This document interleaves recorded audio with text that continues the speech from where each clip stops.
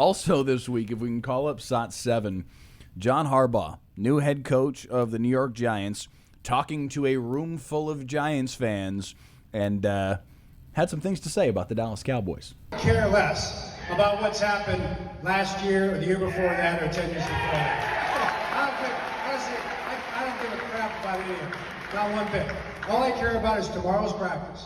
Because if tomorrow's practice is the way it's supposed to be, that'll be one more step in the direction of being a good enough football team to kick the Cowboys. John Harbaugh speaking to a room full of Giants fans, but I loved this. CeeDee Lamb, that's cute. Sharing it to his own Instagram story with that caption, LOL, that's cute. CeeDee Lamb not suffering any fools in this offseason. And receipts are being kept right now. John Harbaugh's trying to hype up the room. There's nothing wrong with what he's saying there. You know, that's part of what you do in the offseason, especially as a new coach. Right. But think about what Curt Cignetti did at Indiana when he came in. Like, we're going to beat Purdue, and we're going to beat Ohio State, and Michigan sucks too. And it was probably a similar reaction. They're like, "Yeah, are you sure?" So like sometimes you have to speak Pump it the into brakes, existence. Slick. But yeah, I mean, as long as Dak Prescott is a starting quarterback for the Cowboys, good luck, John. Good luck. So. I am intrigued by what that's going to look like, though, because of the success that he had in Baltimore, because of the fact that they finally seem, anyway, to have the quarterback question answered. I think they're better this year. I do not think that they are better to the point where they're a playoff team, because I do think it's still probably Eagles, then Cowboys. Maybe Giants are next, and then Washington. But Washington with Jaden Daniels back healthy, maybe that's a 3-team competition at the top of the division, and the Giants are still in last place. But I think it's a more tightly packed group, and it's a more like this is a year where it's not going to be the NFC least. This is going to be a year where I think all 4 teams have got potential to at least be solid. Like 6 because wins of or that, so for everybody.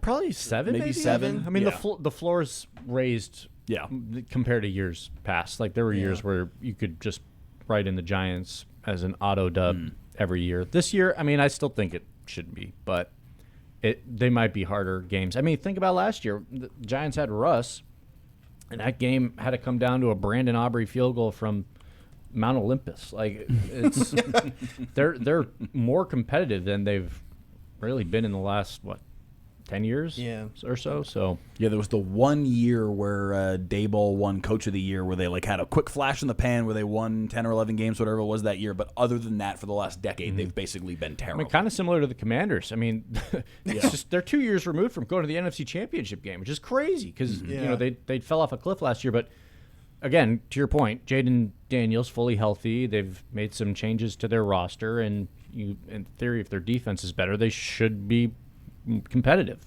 As long as you have a quarterback, you have a chance to win in the NFL. It all rides on how Jackson Dart does. Yeah, and as long as Dart is good, which he showed some really strong glimpses of being a good quarterback, he has to stay healthy. He just could not stop running with the football, and that's hard to do. So it's hard to do in that division. So that division of 4 quarterbacks is probably top to bottom one of the strongest in the NFL. If Dart lives up to what we think he might be. It's worse than I thought, even with the Giants last decade, because even that year where Daboll did win Coach of the Year, they went 9-7-1. That's their high watermark since 2016. He won Coach of the Year at 9-7-1 because the previous year they were 4-13. Still, but yeah. He was Coach of the Year in 2022. They went 9-7-1. Speaking of Coach of the Year, they did go to the playoffs with that record. They were 3rd place in the NFC that season and still made the playoffs. That's like naming somebody valedictorian, and the previous year they were failing all of their classes.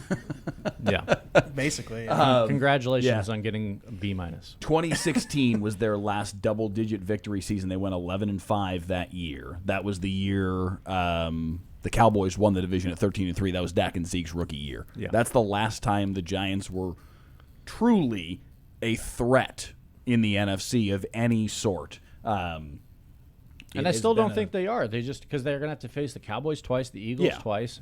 I'm not saying that they are a threat. Yeah, yet. they're gonna have to still beat up on each other. At least in the division standings. But from a talent perspective, the Cowboys should clear.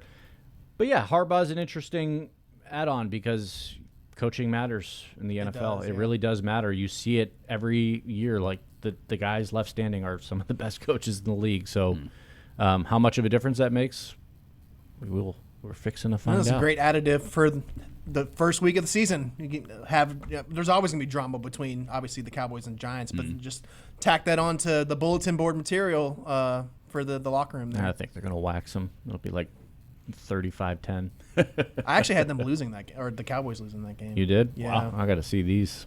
I got to see these. That's the only one, but these picks.